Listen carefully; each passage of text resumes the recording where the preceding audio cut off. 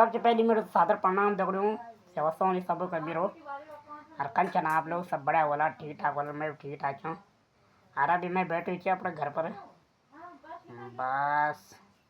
और सब लोग घरे चे माँ जी घरे चलो माँ जी खाणो वाणो के बस आज थोड़ा जोर खराब के बस।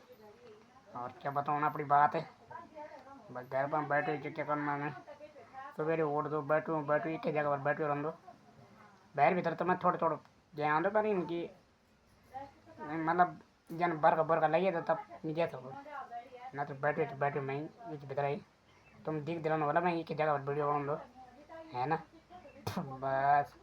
अभी बैठे मैं बस मोबाइल चलाऊँ मोबाइल मोबाइल पर म्यूजिक बैकग्राउंड म्यूजिक और आवाज़ मेरी गाना मैं लगाऊँ बस तो ट्राई करूँ मैं ट्राई गाने की बस।